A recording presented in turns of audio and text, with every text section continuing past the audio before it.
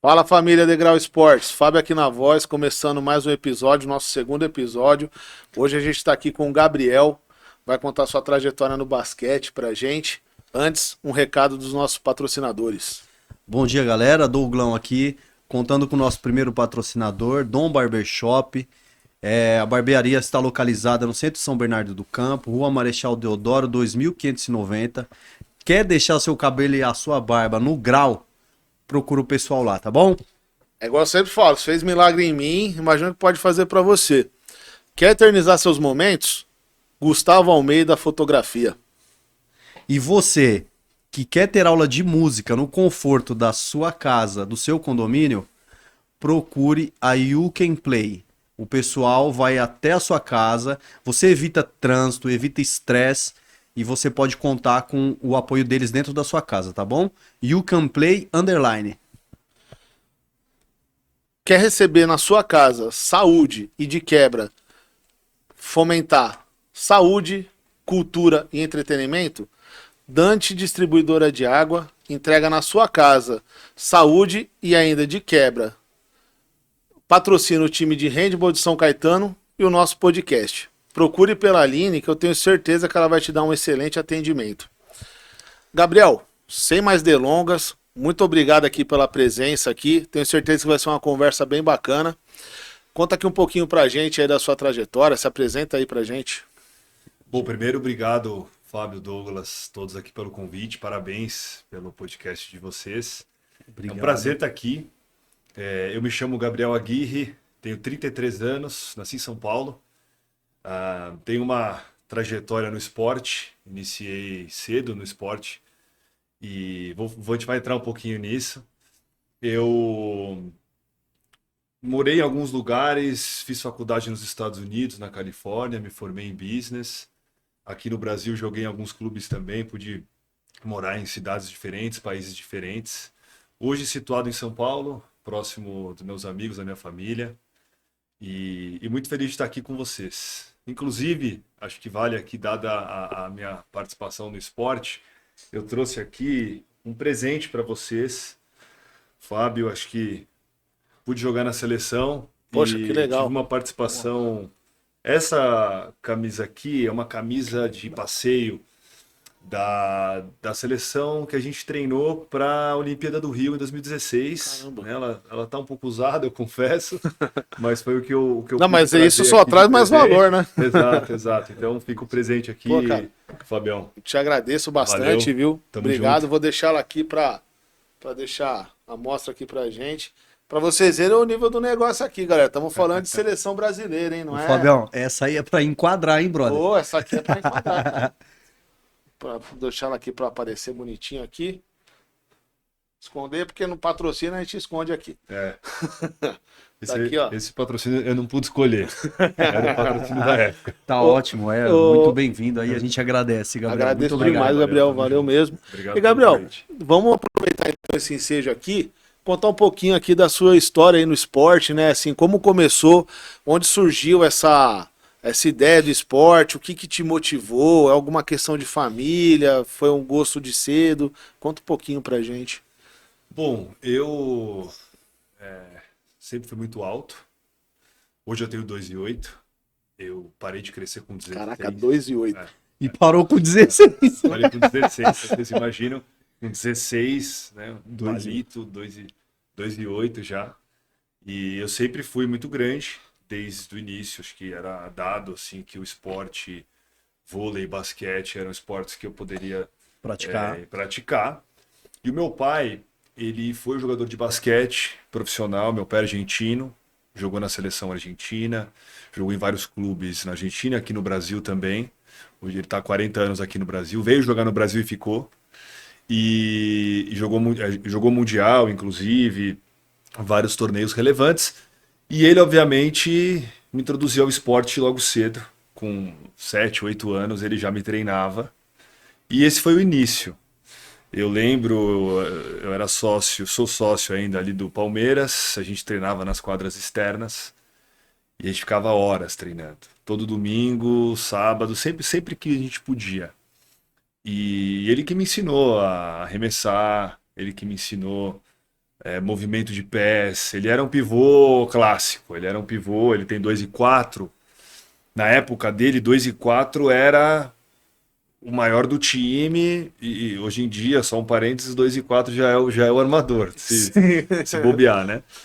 Então ele tinha o jeito clássico, arremessava ali da cabeça do garrafão, e ele tinha o gancho, né? O gancho completo que hoje a gente não vê mais, que hoje é o semi-gancho. Na época dele era o gancho O completo. lado do jabá ali. Exato. E ele me ensinou isso. Eu tinha isso quando eu era ali categoria de base, eu usava. Então, para mim, foi um início ali em família, isso é a verdade. Muitos treinos. E eu fui pegando gosto. Até que eu, na minha escola, que eu estudei no Santa Marcelina, ali em Perdizes, eu tinha um professor de educação física, que é o Marcos Cruz, que era um entusiasta do basquete. E ele me viu na escola, o pessoal brinca que eu tava na, sei lá, segunda, terceira série, quarta série já era do tamanho do professor em alguns casos. E ele me ensinou a jogar e ele era professor do Sírio também. E eu comecei a fazer escolinha no Sírio, comecei a fazer educação física e aula especializada de basquete no Santa Marcelina. E aí começou um desenvolvimento um pouco maior ali, antes só com meu pai, e aí passei a ter um local para treinar. E o Marcos Cruz foi alguém que é um entusiasta até hoje, ele treina alunos e está no Santa Marcelina ainda. Depois de 20 anos ele segue lá, uma referência. E ele já me ensinava naquela época habilidade. Eu lembro que era passar a bola por baixo da perna, coisas que lá atrás não era tão comum como Sim. hoje. Para um pivô, para um cara Sim. mais alto, antigamente tinha um costume de, cara, põe lá embaixo, dando porrada e. Pivô Né, sempre foi força, nunca foi muita Exato, habilidade, né? Verdade. fazendo ali o básico. E ele já naquela época teve a visão de me ensinar habilidade, alguns skills ali que eu pude usar depois na minha carreira. Então esse foi o início, né? E aí transitando para um pré-mini, que na época era pré-mini, hoje deve ser sub-11, sub-10, que é a federação. E aí eu me federei pelo Palmeiras e joguei a categoria de base, pelo menos do pré-mini até o mirim ou infantil, deve ser um sub-15 hoje. Joguei pelo Palmeiras Federação. E aí começou o meu desenvolvimento no esporte. Legal. Aqui só trazer um pontinho aqui, ele falou, né, a gente ficou um pouco espantado que você parou de crescer aos 16, né?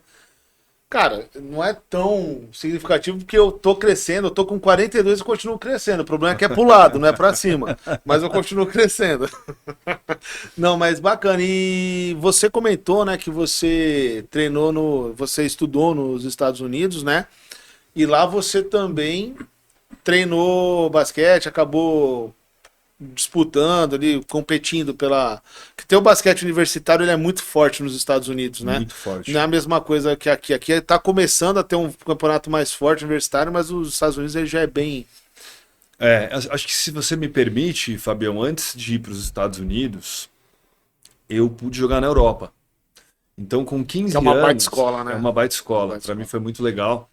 Eu jogava no Palmeiras, então, me desenvolvi ali na base. E com 14 para 15 anos, eu me destacava.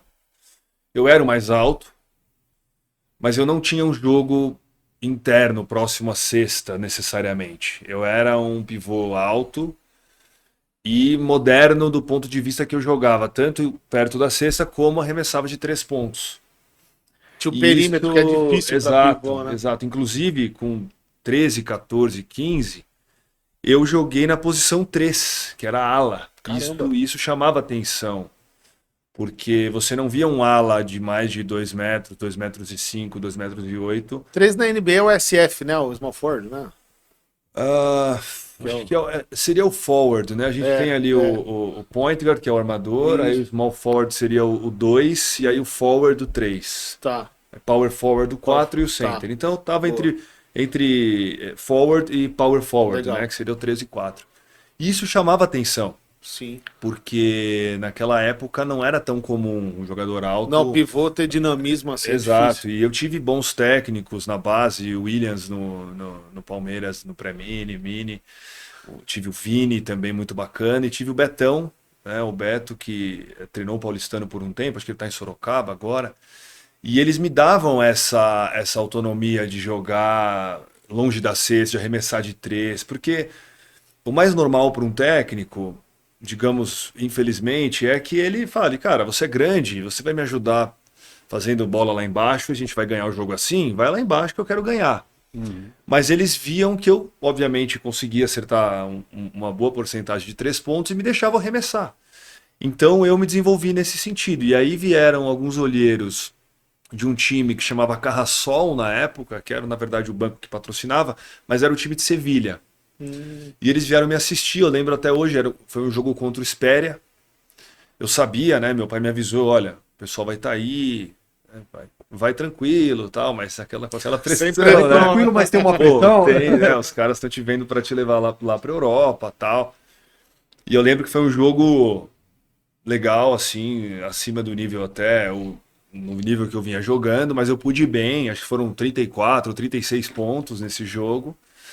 Acho que 4 ou 5 bolas de 3 pontos e semanas depois eu tive essa proposta para ir para a Espanha, defender ali esse clube. Esse clube ele jogava sub-16, sub-17, sub-18, que foi os anos que eu fiquei lá, fiquei 3 anos ou 2 anos e meio. E esse time também tinha a Que quarta, era esse Carrasol aí. que era o Carrasol. E esse time também tinha a 4ª divisão profissional, que lá na Europa, diferente daqui, mais divisões, né?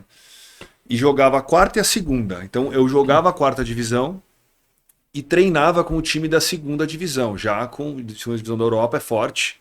Era Leb Plata na época, não sei como chama hoje. E foi uma baita experiência para mim, assim, poder jogar na Europa.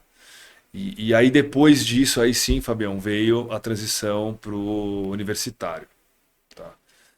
O universitário, eu lembro que foi muito interessante porque foi uma decisão que os estudos pesaram, né? Eu tinha uma cabeça já de não perder os estudos, meus pais também me ajudaram muito nisso.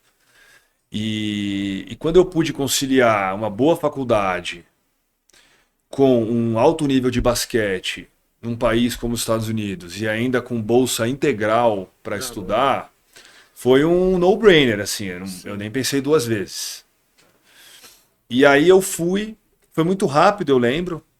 Eu lembro que durante esse período, tá, eu tô indo e voltando aqui, mas durante esse período eu defendi a seleção brasileira de base, sub-15, sub-16, sub-17, sub-18 e até o Mundial sub-19, que a gente pode falar depois. E a seleção era sempre nas férias das temporadas. E eu tive um técnico que foi o Walter Roese, amigo meu, até hoje a gente conversa aí semanalmente. E ele foi o meu técnico da seleção sub-18, que inclusive um tema pra gente falar depois, que foi o jogo contra os Estados Unidos do Kyrie Irving. Legal. Né? E ele tinha contato com as faculdades americanas, ele trabalhou na NBA um tempo, na parte ali de scouting, até hoje trabalha na Latam, aqui NBA Latam. E ele fez uma ponte excelente para mim com os técnicos de uma faculdade em São Francisco. E eu tive a chance de ir para lá. Decidi então sair do basquete europeu. As portas também fecharam um pouco para mim, porque não sei se vocês sabem, lá na Europa são 12 jogadores em um time de basquete. E você tem uma limitação de quantos estrangeiros você pode ter no time. Para que eles valorizem também os jogadores, né, internos, não só espanhóis, mas que têm passaporte europeu. Até porque tem muito jogador de qualidade, então eles podem se dar esse luxo. Podem.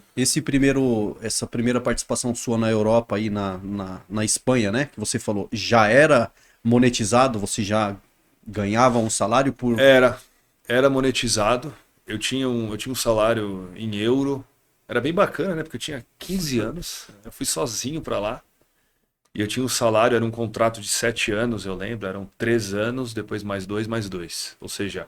O basquete tem muito isso aplicado, né? Exato. É metas? Escolher. 3 anos, se você bater 3 anos, metas... não tinha metas claras. Mas era um contrato super extenso. Era um contrato, inclusive previa no contrato coisas do tipo: você não pode esquiar nas férias, você não pode se expor a algo Não pode andar de radical. moto, tem alguma um monte coisa de que coisa. traga risco para sua carreira. E era um salário legal. Eu lembro que eu fiquei super feliz, né? de 15 poder ir anos, pra 15 Europa, anos, morando na Europa, na Espanha, ganhando dinheiro Eu e morava fazendo em o que gosta. exato. Tá ruim, né? Exato. Era bem puxado, porque eu estudava, era uma escola difícil, eu era um dos únicos estrangeiros da escola, uma escolinha de bairro ali de Sevilha. Lembro até hoje, eu tinha que estudar a história da Espanha, filosofia, tinha que estudar pra caramba. E treinava. Então eu estudava das 7 da manhã a 1, voltava, almoçava, 2 horas eu estava indo, 2h30 pro treino, e eu treinava das 3 às 10 da noite. Várias categorias. Você treinava com sub-15, com sub-16, com sub-17, treino físico. E lá na Espanha eles têm hábitos da siesta, que é a Sim. dormidinha depois do almoço. As lojas fecham e a cidade dá uma dormida de 2 às 4. Sim. E eu lembro que, obviamente, para o atleta Pra ali não vocês, tinha não. nada disso. E a cidade, a gente com sono depois da aula, ia dormindo no ônibus, chegava. Então, assim, foi super intenso. E foi uma fase ali bacana. Eu morava em um centro de alto rendimento, então era super organizado. Tinha outro brasileiro comigo lá. Inclusive, nesse mesmo centro, tinham atletas do clube que ficavam todos estrangeiros. Então, tinham alguns africanos que até hoje eu converso. Tem um jogador que estava na NBA até pouco tempo, que é o Thomas Satoransky. Eu era vizinho Thomas de quarto. Satoransky. Vizinho de quarto dele, a gente conversava bastante.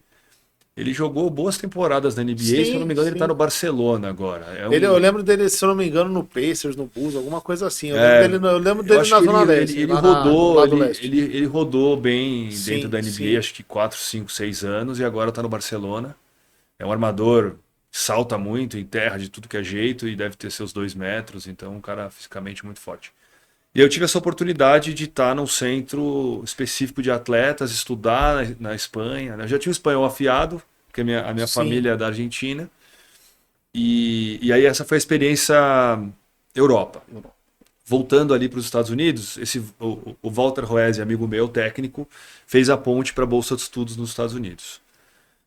Ali nos Estados Unidos você tem faculdades que são community colleges, que seriam faculdades comunitárias, né, a tradução, e você tem as faculdades de divisão 1 de basquete, que são um pouco diferentes. E eu lembro que para entrar nessa primeira, eu tinha que fazer uma prova que era o SAT, que é tipo um vestibular nos Estados Unidos. Certo.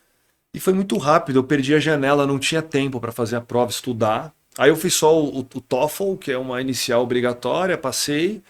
E aí eu fiz 2 anos de Community College em São Francisco, antes de ir para a NCAA. Então, a faculdade de 4 anos, eu fiz 2 anos de colégio comunitário e 2 anos de NCAA, mais alto nível da NCAA, para quem não conhece a referência, é a NBA da universidade, né? É o torneio oficial de universidade, primeira divisão, vamos assim dizer.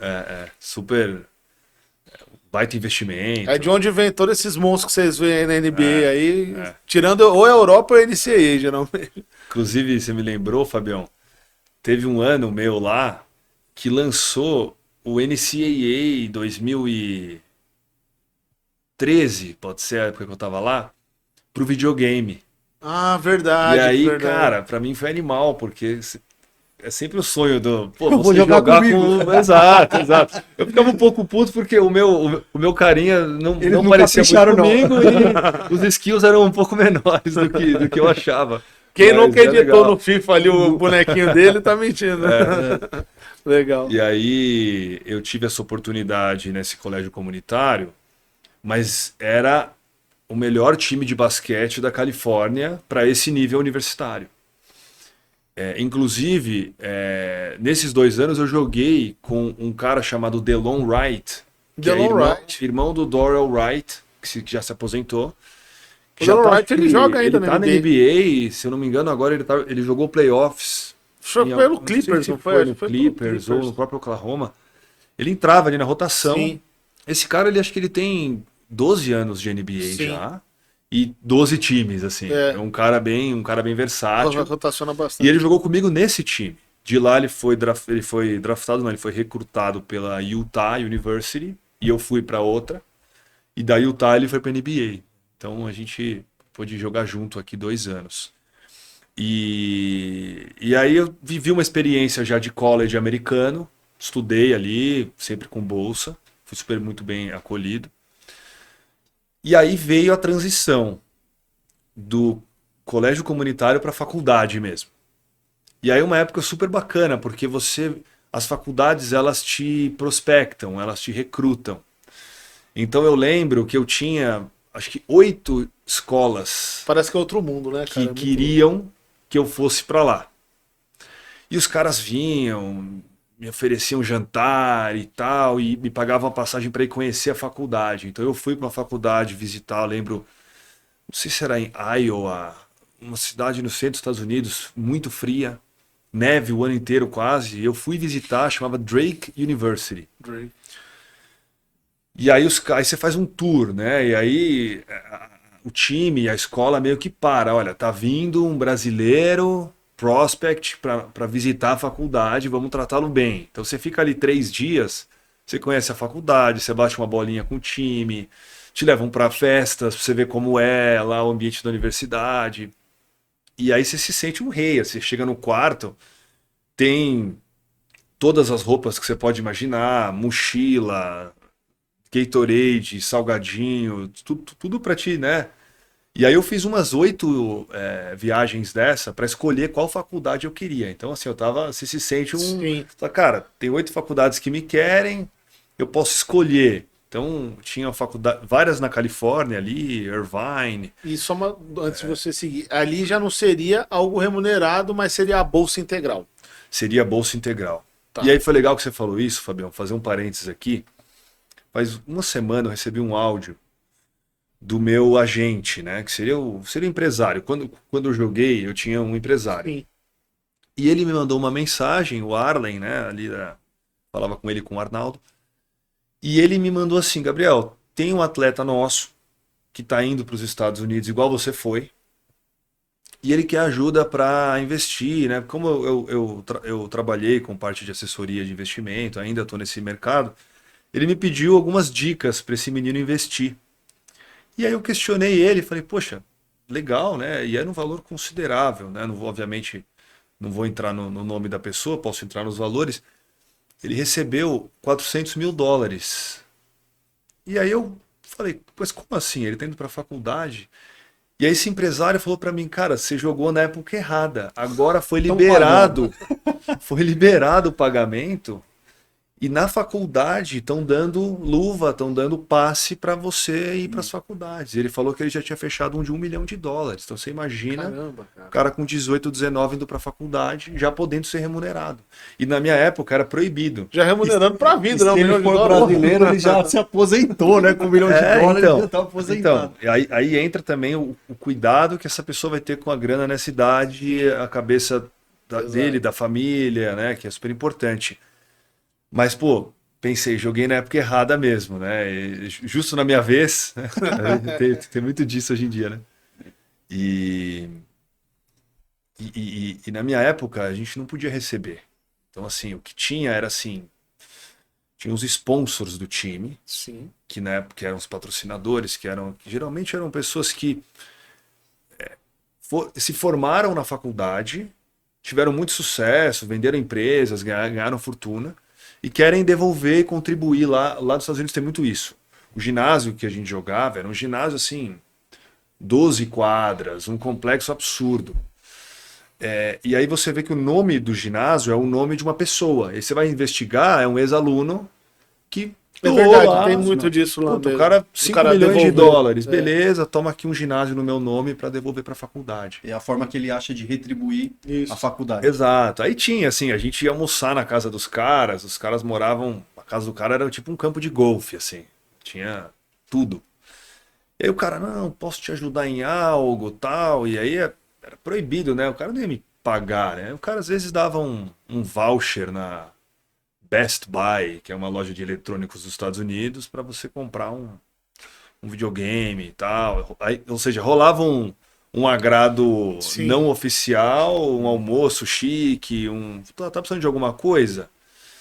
Eu falava que não, mas imagina que se você falasse, putz, cara, eu Ah, uns 2 milhões de tô com dólares você dificuldade. resolve Não, isso não. Mas assim, coisas menores, sei lá, Sim, da sim. casa tal, eles dariam um jeito, né? Hoje em dia, Ele não podia ir direto no assunto.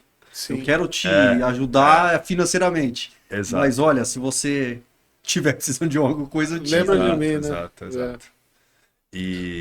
E aí eu escolhi uma faculdade chamada University of Pacific, que era uma faculdade em Stockton, uma cidade entre São Francisco e Sacramento, ali na Califórnia.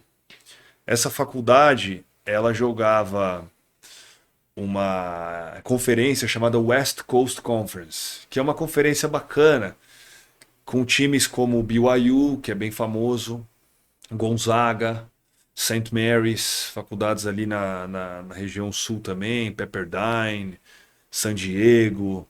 E o CLA não entrava nessa. E o CLA não estava nessa. Inclusive, eu tive proposta, ou não, essa não foi oficial, mas eu cheguei a treinar em Stanford, treinei na Cal Berkeley, mas essas não fizeram propostas Sim. oficiais, senão pode ser que eu teria ido para elas, dada prestígio também na parte acadêmica. Né? Legal. E aí eu escolhi por. Assim, aquela Drake era muito legal, mas era neve o ano neve, inteiro. Achei que eu ia ter um pouco de dificuldade de adaptação e de curtir também. E eu Sim. queria estar na Califórnia, encontrei Acaba. uma liga legal. Não dá, né? Não dá pra comparar. Acabou pesando um Pesa, pouco a qualidade de vida, né? A adaptabilidade Sim. na escolha da faculdade. E aí eu fui, University of Pacific. Também o tempo de quadra. Poderia ter uma faculdade um pouco com um time um pouco melhor, mas eu também queria jogar. E na University of Pacific eu era capitão do time, no meu senior year, né, que foi o meu último ano.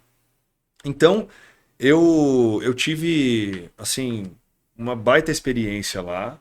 Joguei 2 anos em alto nível. NCAA, a estrutura da faculdade, eu lembro que a gente viajava, eram 12 atletas que viajavam.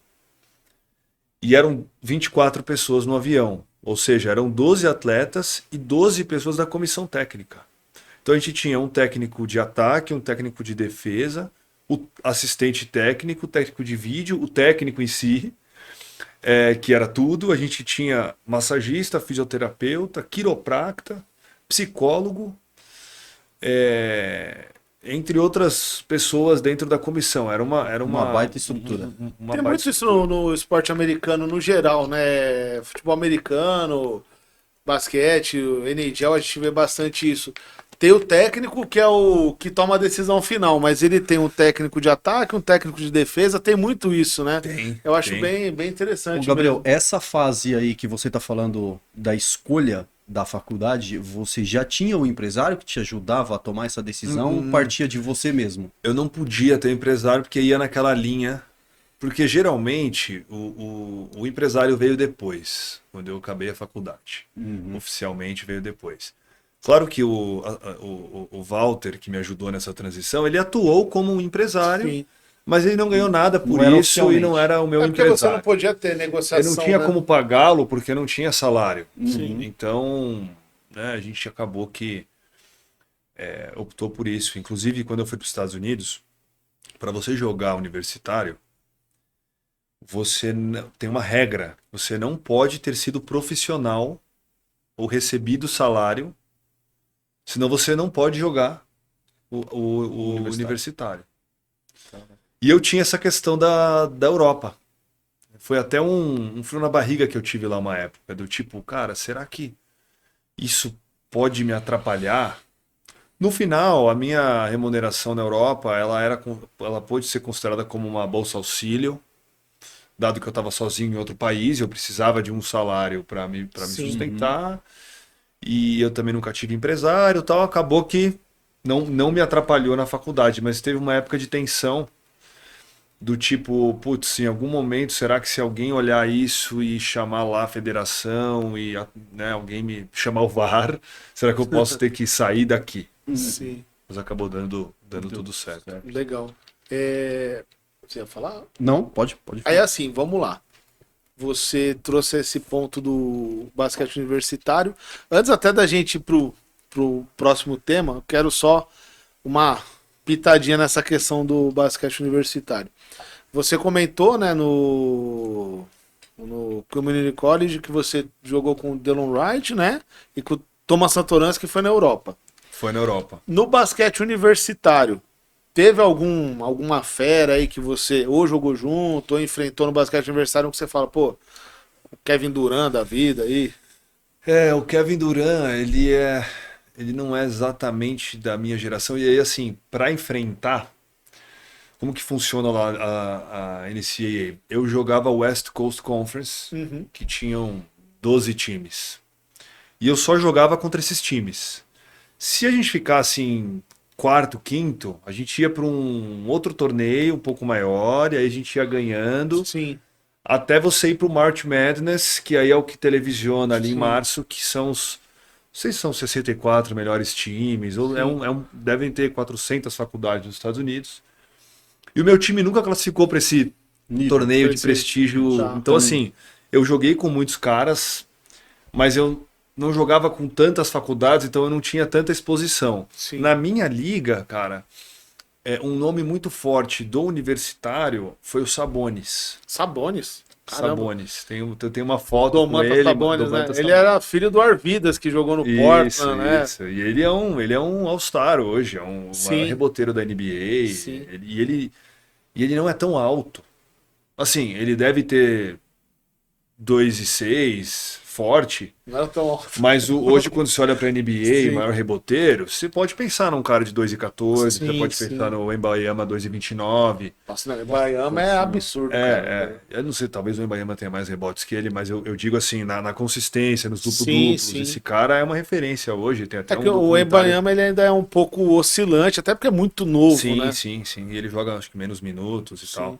Agora, tem o documentário do Sabonis no Netflix Pô, também. você falou do Sabonis, eu lembrei do pai dele, que assim, quando eu comecei a assistir basquete, eu vou entregar a idade aqui, eu tô indo pra 42 esse ano, né? Tá bem, hein, Fabião? Não, eu passo Você creme tá de bem. abacate Acho no que rosto, no cara. cabelo- é esse barbeiro que você mencionou, Exato. Lá vai dar uma renovada.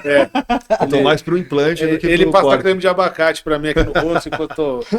Mas eu lembro eu gostava muito de ver assim os jogos do Portland por conta do Isaiah Ryder, do Rashid Wallace e do Arvidas Sabonis, que, cara, você olhava o pai do Domantas, você via assim um pivô que você olhava e você não dava nada, parecia até meio gordinho assim, o jeito dele meio parrudo assim, cara, o cara era um era parecido horrível com de o filho, marcar. Porque o filho, ele não era o mais alto, não era o mais habilidoso, não arremessava de 3 pontos, agora ele tá Sim. arremessando. Ele fazia um trabalho muito simples, um ganchinho que ele ia para a esquerda, se eu não me engano, a Isso. maior parte das vezes, pegava muito rebote, era um cara com boa leitura de jogo e tal, e acabou era um All-Star. Exato, hoje é um All-Star. Tem uma história bacana, a gente jogou contra Gonzaga.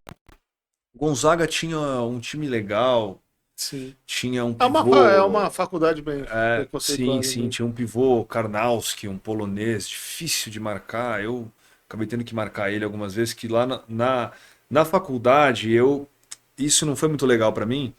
Eu deixei de jogar numa posição mais de ala e fui para um pivô, por necessidade do time, por falta de peça, eu tive que fazer um pivô. E pivô lá é muito forte, né? E aí eles me colocaram na pré-temporada, eu lembro que tinha uma proteínazinha no nosso armário que era à vontade, chamava Muscle Milk.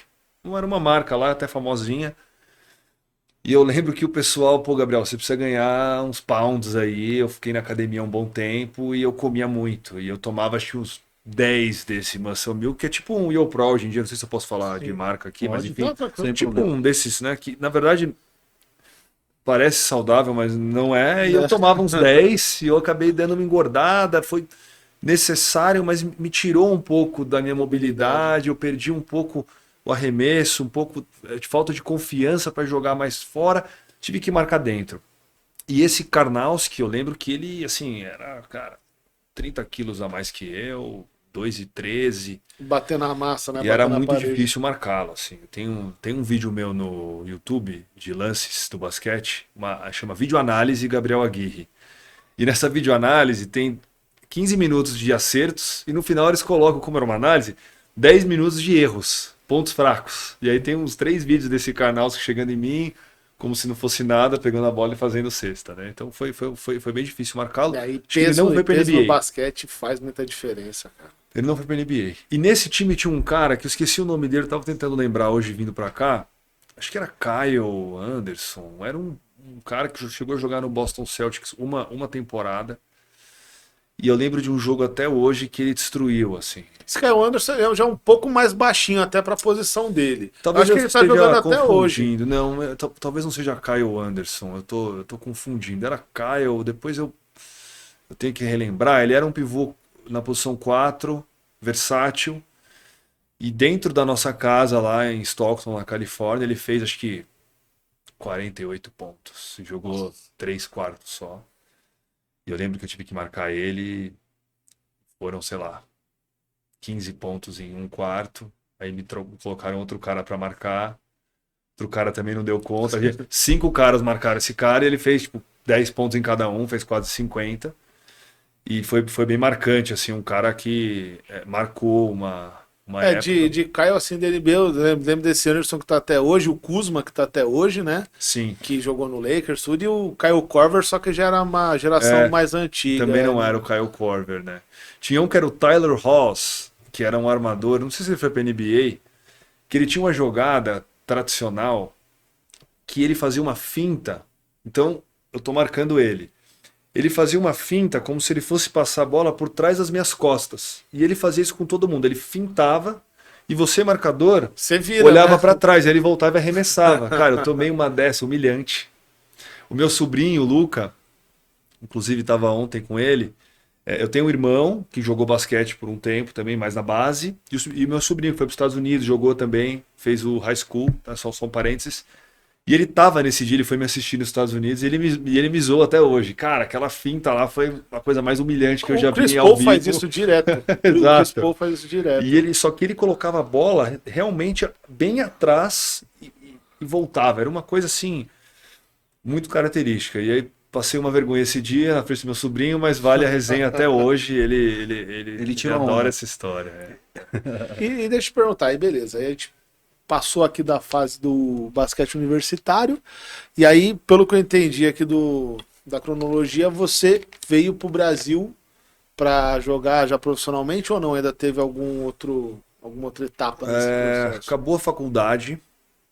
Eu tinha uma opção que era trabalhar nos Estados Unidos, pegar um visto de trabalho, ingressar em uma empresa. A faculdade que eu fiz era uma faculdade de respeito, assim, na área de business, é uma das melhores de business dos Estados Unidos. Então, poxa, o meu currículo ali já me daria um trabalho bacana de entrada. E lá eles valorizam, acho que isso é um bom parênteses, o atleta para as empresas. Se você foi atleta universitário, é uma estrela no seu currículo. O dono da empresa fala, opa, essa pessoa aqui Tem disciplina. tem disciplina, sabe trabalhar em equipe, aguenta pressão, esse tipo de coisa. Isso Aqui talvez mostra um seja pouco da diferente. diferença da Olimpíada, né? Assim que você vê. A mentalidade de esporte dos caras é diferente até nisso, né? Exato, exato. E aí eu poderia ter ficado lá. Mas eu falei, quero jogar profissional, ainda para mim é uma vontade de tentar o basquete, sempre foi algo que eu me dei super bem. E aí nos Estados Unidos eu não tinha mercado para basquete, porque ali é o NBA ou aquelas ligas de desenvolvimento que vão para J-League, NBA, mas não era o caso. Podia voltar para a Europa, mas era estrangeiro e lá tinha uma limitação. Eu competia com americanos, né? E aí decidi voltar para o Brasil para jogar aqui. E aí joguei profissional em São José dos Campos, o NBB, acho que é NBB 8, pode ser, não sei qual que tá agora, mas joguei um NBB, a gente foi campeão paulista, inclusive, Que legal. contra Mogi, um jogo também memorável. E aí sim, eu tentei o basquete aqui. mas já não tava, já tava com 22 quando eu voltei depois da faculdade. A gente sabe que no esporte, né? Esses dias eu vi um menino de 14, se eu não me engano, que entrou num jogo da Liga Espanhola, profissional. Colocaram ele. O Ricky Rubio era o jogador mais novo a jogar com 15 e colocaram o menininho de 14. Então, assim, hoje em dia, que nem no futebol, 14, 15, 16, você já tá. Sim. Eu com 22, eu voltei pro Brasil.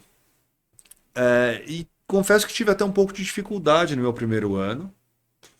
A realidade do basquete brasileiro, ela não é fácil.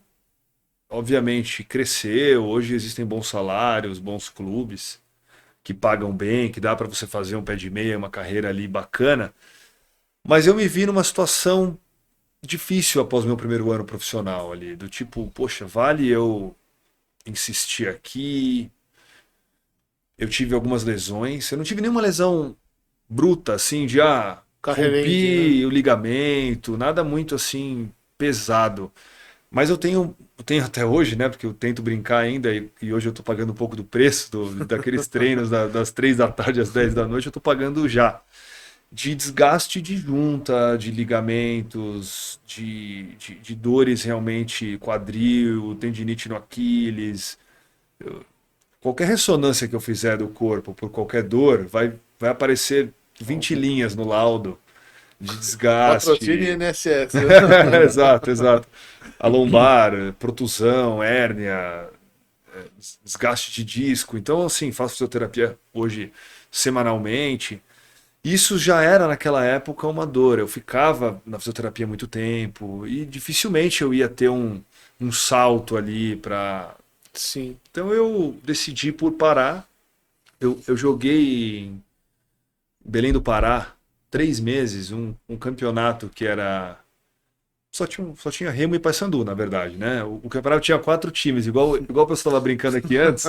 O campeonato tinha 4 times, era Paysandu, Remo, Paysandu B e Remo B. Era isso, né? E eu tava em um dos times, eu não vou falar qual, porque eu vou contar uma história aqui, então não quero revelar o time. Pô, a gente foi, jogou, se dedicou, treinou ali, cara, 3 vezes ao dia. E aí o time que eu joguei perdeu a final. E aí eu lembro, pra gente entender um pouco da desorganização do esporte, né, do basquete brasileiro, isso me pegou um pouco. A gente perdeu, dia seguinte era o voo para São Paulo. Só que o pagamento era no final. Tipo, acabou o jogo e tal, aí eu tava com um colega lá, né? Ele também tinha um contrato igual ao meu, a gente veio junto de São Paulo, tal, tava no mesmo hotel, inclusive, e aí a gente se olhou e falou, tá, alguém vai nos ligar, vamos chamar Pix? aqui o... Pix? Exato. Nada ainda. Não, e aí não era nem Pix, acabou sendo um envelope com um bolinho, né? Pra você ter ideia de como era. Podia ser aquele comprovante de depósito que o envelope foi vazio no caixa, né? Ainda bem que foi dinheiro, pelo menos, né? E aí rolou aquilo de, cara, vai rolar o pagamento?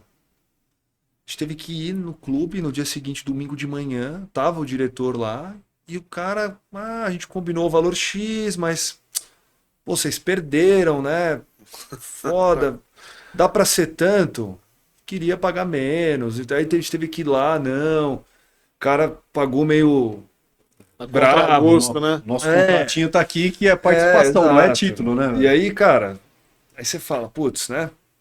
Se vamos ganhasse pensar. a ter bicho, não ia, né? Não ia ter nada, não ia ter nada. E aí, assim, isso foi um pouco marcante. Acabei que decidi, depois de um tempo, ainda joguei mais um tempo. O próprio time de São José era patrocinado pela prefeitura. A prefeitura nos pagava.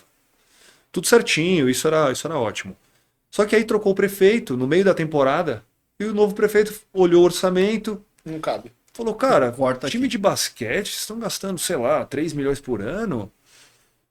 Puta, eu tô com outras prioridades.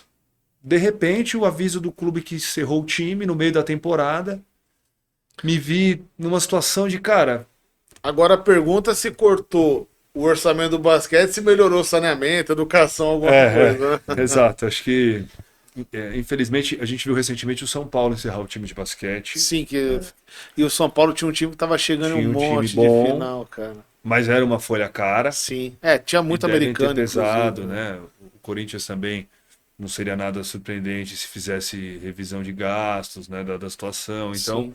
o Palmeiras não tem clube de basquete hoje, profissional. Enfim, e aí, dada essa situação, eu olho e falo, tô com 23, 24, posso insistir no basquete, tinha um mercado ainda. Isso não vai ser uma virada de chave financeira para eu acumular um pé de meia bacana. Aos 35, quando eu parar de jogar, 32, 33, que é a idade que eu tenho vai hoje, fazer, né? eu teria que iniciar do zero. Eu até poderia ter mercado, mas eu teria que iniciar a carreira do zero. Então, eu tomei uma decisão difícil, mas acertada, olhando hoje, de já ingressar no mercado mais cedo e hoje já coleciono 8 anos de experiência no mercado, o que me fez bem. Sim. E se eu não tivesse estudado nos Estados Unidos, eu não teria adquirido bons skills, acho que hard skills pouco, mas mais soft skills. Então, o basquete e a faculdade nos Estados Unidos me preparou muito para o trabalho hoje. Sim. Quando eu comecei a trabalhar, eu trabalhava com 2 gringos, e o meu inglês estar afiado, parece uma coisa simples, né? Fez com que eu virasse braço direito deles, tradutor deles, e isso me ajudou em eventos, em apresentações, em conexões no mercado. Né? Então, enfim, esse é um pouco da trajetória. E durante todo esse tempo teve a seleção, que acho que é um ponto que vale Era a o gente ponto que ia entrar. ingressar aqui antes do final do nosso encontro. Né? Então, até esse ponto, e aqui eu acho um ponto legal, porque quando a gente fala de ser vitorioso numa carreira esportiva, se linka muito, para eu ser vitorioso, por exemplo, no basquete, eu tenho que ter jogado na NBA, eu tenho que ter sido campeão disso, daquilo. Cara, o basquete te propiciou diversas portas abertas que você tem hoje, como você falou, tem uma carreira bacana, uma baita carreira hoje no outro mercado que você tá, e isso foi graças ao basquete, ou seja, não deixou de ser uma história de sucesso com o basquete, que foi o basquete que, em partes, ajudou a propiciar tudo isso que tem hoje, né? Então acho bem bacana. Exatamente. Ele é um vitorioso, Exatamente. Né? Ele é um vitorioso. Exatamente. Pra gente falar aqui da seleção, né, que eu acho legal, contar um pouquinho de como foi aí sua trajetória na seleção. Tem um pessoal aí que joga comigo que tá ansioso pra saber dessa história com o Kyrie Irving aí. Legal, tem boas histórias, né? Eu vou tentar resumir aqui. Eu, na cidade de 14, 15, me destacava. Se fosse pegar a seleção brasileira, eu era a seleção paulista, também me destacava. A seleção brasileira, eu tinha condições de iniciar. Então, iniciei na Sub-15. Tenho amigos até hoje, né? O técnico ali, o José Neto, foi crucial também para mim. Era técnico do Palmeiras, técnico da seleção. Hoje ele foi técnico da seleção também, adulta, feminina. Agora ele foi para Angola. É um cara de muito sucesso que me apoiou muito. E aí a seleção, ela tem a seguinte dinâmica. Você começa com o sul-americano. Se você ficar entre os 3 ou 4, você vai para a Copa América. Se você ficar de novo entre os 3 e 4, você vai para o Mundial. Tem uma certa ordem. Então, a minha geração, eu dei um pouco de sorte, porque o Mundial Sub-19, ele se dá a cada 4 anos. E aí, existia uma geração que foi para o Mundial, antes de mim, que foi a geração do Paulão, do Betinho, que até estava jogando, não sei se está ainda, e mais outros caras bons que jogavam, e depois, que eram 88, e eu, como sou 92, calhou que o meu ano foi o próximo Mundial. Então o meu time, ele foi preparado desde do Sub-15, 16, 17, 18, para no 19, que foi o Mundial, jogar o Mundial. Era o mesmo elenco. Era um elenco que tinha o Raulzinho, era um elenco que tinha o Lucas Bebê, O Raulzinho, o Raul Neto, que tá Raul na NBA. Neto, Legal. ele saiu da NBA e agora, se eu não me engano, ele tá na teve Europa. um problema de ele se joelho, machucou, mas, cara, baita Não, jogador. demais. Foi pro Barcelona agora uma época, Isso. agora saiu. Era o Raulzinho, era o Lucas Bebê, que teve uma Lucas passagem Bebê. pela NBA, falo com ele também, até hoje. O Cristiano Legal, Felício. cara. Então, essa Cristiano essa geração- Felício, jogou no Bulls, Felício, né? Tá jogou legal no de Bulls. amizade mesmo. Jogou no Bulls. Não, são boas lembranças, né? E a gente foi sendo preparado, a gente não ganhou o Sul-Americano, se eu não me engano, perdeu pra Argentina, não lembro. Que a Argentina, ela veio numa fase muito A forte de Argentina tem uma basquete. escola forte, assim, pensa, eles têm menos mão de obra, menos pessoas no país.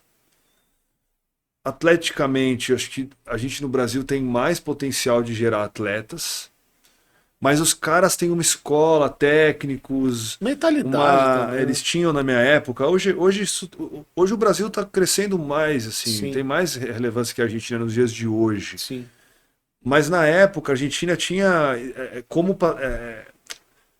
as jogadas, as transições, colocava a bola no pivô obrigatoriamente, o pivô distribuía, e o Brasil sempre foi conhecido no passado como um time um pouco mais individualista, ali a gente brinca O Zé Boquinha peladeiro. falava que era o basquete selvagem. Basquete selvagem. A né? enquanto na Argentina todo mundo tocava na bola, as posses eram maiores, o pivô jogava, no Brasil a gente ia para um contra um e às vezes tomava uma decisão ruim ali. Sim. Acho que essa era um pouco do como era antes, né? E, inclusive, só um parênteses rápido, quando eu tinha 14, o pessoal da Argentina chamou meu pai e falou: por que você não naturaliza seu filho argentino para ele jogar pela seleção argentina? Caramba. E aí eu teria mudado toda essa história. E aí o meu pai, ele nem me consultou, ele falou: cara, meu filho é brasileiro, ele vai jogar pelo Brasil. E o meu pai ele torce pela Argentina no futebol, por exemplo, não tem por que ele torcer pro Brasil, mas ele torcia pro Brasil no basquete, torcia por mim, e ele defendeu que eu vestisse a amarelinha desde o começo. Isso foi muito legal. Enfim, e aí a gente foi campeão sul-americano, ou vice-campeão sul-americano, foi pra Copa América. E esse foi o ano de sub-18, 2010, que foi o Walter Roesi o técnico. O time era esse que eu falei, Raulzinho, Bebê, Felício. E a gente foi jogar lá em San Antonio, no Texas. Era um torneio com os times da América. E chegamos na final contra os Estados Unidos. Os Estados Unidos de Kyrie Irving. E aí ele na época já era estrela. Basquete, né, irmão? Ele já era estrela. Eu não lembro qual faculdade ele fez, mas ele já estava iniciando na universidade. Ele já era estrela. Naquela época acho que tinha regra que você podia ir direto do high school para NBA, aí mudaram, que era obrigado a fazer 2 anos de college, e agora acho que caiu de novo, não sei como é que tá isso. Eles estão precisando cair, porque eles estão perdendo força pra Europa, né? Exato, pode ser que tenham algo relacionado a business, a basquete e tal. E aí, esse jogo foi um jogo emblemático, nunca acho que um time ganhou dos Estados Unidos lá na casa deles num nível assim, os times eram sempre muito superiores, e a gente foi até o final. Eu lembro que esse jogo, eu até joguei bem, eu era um cara que vinha do banco, contribuía bem. Rotacionava bem, ó. Joguei acho que uns 20 minutos, fiz 11 pontos, peguei uns 3 rebotes. A gente perdeu assim por 1 ou 2 pontos na última bola. O jogo tava Bem característico a minha de NBA, né? É muito característico. A minha memória não é das melhores ali. Eu tenho um scout desse jogo até hoje, mas a gente ganhava acho que de 1, ou estava empatado, e na última bola, no estouro do cronômetro, o Kyrie Irving faz a bola da vitória e Que é a eles cara dele ainda. e eles estão campeões. Eu ia falar em Kyrie Irving, foi através do time que ele e o LeBron jogava, eu passei a acompanhar a NBA Nessa aquelas época. finais de Cleveland e aliás, e Golden State. a cesta do título do LeBron pelo Cavs, quem fez a cesta, o clutch, né, foi o Kyrie Foi o Irving, Kyrie. né? Não, o que ele e o LeBron jogavam naquele time do Cleveland, você tá maluco, sim. era... E a gente Absurdo. perdeu esse jogo, né, emblemático, a gente classificou para o Mundial. E aí quando a gente fazia jogos com seleções, por exemplo, a gente ficou... O Mundial era na Letônia. A gente fez uma pré-temporada de uns 2 meses já na Europa. E a gente ficou na Lituânia treinando e a gente fez amistosos contra o time da Lituânia. E o pivô dos caras, que é na minha idade, era o Jonas Valanciunas. Nossa. Então eu tive também a chance de jogar, ele era já fantástico desde a base. Muito Até difícil hoje ele de se marcar. destaca. Sim, sim. Foi um cara que a gente jogou contra. Jogamos contra a Letônia também. Ele tem um giro muito rápido, né? Bertans. Tem um giro muito bom. E aí eu pude jogar contra estrelas, assim, né? Que Legal. hoje atuam. A gente jogou o Mundial, perdeu nas oitavas, se eu não me engano. A gente jogou contra a Argentina, calhou, também perdeu. Mas foi uma baita experiência. O Brasil ele ficou um tempinho meio freguês da Argentina mesmo no basquete. Sim, sim. Hoje virou isso. Aliás, até porque o basquete brasileiro ele tem crescido bastante mesmo. Cara, aqui pra gente rumar pro fim, cara, experiência fantástica. Olha o tanto de coisa absurda. top. Fazer aqui um bate-bola rapidinho aqui de algumas coisas, só pra gente trazer aquela polêmica aqui pros espectadores aqui, depois falarem concordo ou não concordo, né? Faz um bate-bola aí, depois eu tenho 2 perguntas pra Ó, fazer pro Gabriel. beleza. Coisa rápida, coisa fácil de responder. Jordan ou LeBron? Sendo bem direto, Jordan, tá? E aí eu Obrigado. quero, assim, eu acho que é difícil comparar LeBron. Eu acho que ele recebe mais hate do que ele deveria. Sim. Né? Concordo. Um cara completo, um cara que em números individuais supera o Jordan em alguns quesitos. Mas ainda assim, e aí isso é muito pessoal, prefiro um jogador com mais características de liderança, que eu peso mais os títulos e um pouco da classe que ele tinha do que um jogador tão físico como o LeBron, que tem seus méritos, que é talvez aqui o segundo maior, eu posso dizer. Sim. Mas ainda assim encanta mais o Jordan. Eu acho que segundo é quase incontestável, mas eu sou time Jordan, cara, foi quem me trouxe pro basquete. Eu não E- preciso você perguntar, né? E uma outra, assim, qual que você acha hoje o maior, assim, no histórico geral?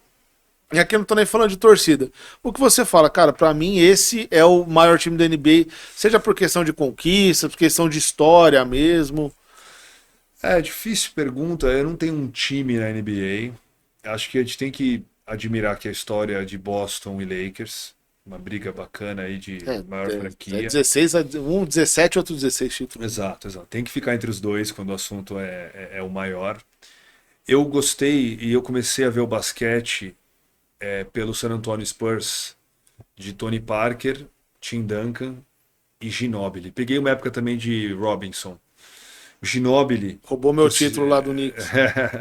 por ser argentino, e meu pai ser argentino, o Ginobili encantava muito. A gente assistia muitos jogos juntos do San Antonio e foi uma época muito bacana ali, muito vitoriosa deles também, que eu Maravilha. adorava assistir. Fabiano. Show. Você falou que tinha uma... Eu vou trazer um pouco esse assunto nosso de seleção pro futebol. E assim, você falou que seu pai é argentino, ele é um grande incentivador e influenciador da sua carreira. Sim. Como que fica o coração aí do Gabriel sentido futebol relacionado à seleção? Argentina ou Brasil? Ótima pergunta. É Brasil, então assim, eu sou brasileiro, eu tenho dupla nacionalidade, eu tenho o RG argentino também. O que acontece comigo, assim, eu sou sempre Brasil. Agora, quando a Argentina joga com outro clube, eu não me vejo na posição, como a maioria dos brasileiros, talvez, de Torcer Torcer contra a Argentina, essa rivalidade. Até porque Então, a seleção assim, dos caras tá um futebol bonito pra caramba. então assim, eu gosto da Argentina, eu gosto muito do Messi, torci pra Argentina contra a França, por exemplo. Assisti com meu pai esse dia, nunca vou esquecer, ver a emoção dele e tal, ele tava nervoso pra caramba, você imagina, né? Do jeito que foi. Mas Brasil, sempre Brasil. Tá. E agora uma outra pergunta. Depois você vai entender, se vai acompanhar a gente no Degrau Esportes. A gente vai ter uma brincadeira aí. A gente queria saber a sua opinião. Quem é o maior time do Brasil? Palmeiras, sem nem pensar. E um argumento, vai defender a sua tese. Cara, o Palmeiras é o clube que tem mais títulos nacionais. E isso é muito relevante, tá? A gente sabe, são 3 Libertadores também, então a gente sabe que o Mundial 51 ele é contestável pelos Rivais. né? Mas se a gente for pensar que o time hoje é o maior campeão nacional, é o time com uma torcida apaixonada, estádio, condição financeira ótima, pretensão futura, o time muito bem organizado, tem que ser o maior clube do Brasil hoje, tá? Eu sei que, né, a gente pode Era ter isso. aqui. Sem contestações. A gente deixa vai dar- pro próximo episódio. A gente vai dar uma polemizada, você vai entender depois. A gente fez uma brincadeira tratando Sobre- disso, sabe, colocando um ranking dos times. E aí a Dos gente times, através vai de defender títulos, os nossos pontuação. argumentos, entendeu? Bacana. Tipo, Não, cada legal. time, por que a gente colocou aquela... É surpresa, eu não posso falar ainda, Tá mas bom, aí tá você vai bom. entender. Show de Gabriel, bola. Te agradeço muito aí pela participação. Cara, foi uma conversa que dava para ter ficado essa conversa 2 horas. Tem muita coisa aí. Eu agradeço demais, foi uma conversa enriquecedora. Quer fazer alguma consideração? Não, só agradecer aí pela presença. Obrigado pelo seu tempo aqui com a gente, cara. Dada a importância que você tem aí no meio do esporte, a gente é eternamente grato mesmo. Muito obrigado, Gabriel. Imagina, prazer, a conversa foi excelente. Obrigado pelo convite. E parabéns pelo degrau aqui. Sucesso para vocês. Valeu. E para você que acompanha a gente, você que curte basquete, compartilha, passa para seus amigos, faz esse canal crescer, ajuda a gente. Se Valeu. inscreva e toca o sininho. É isso. Tamo junto.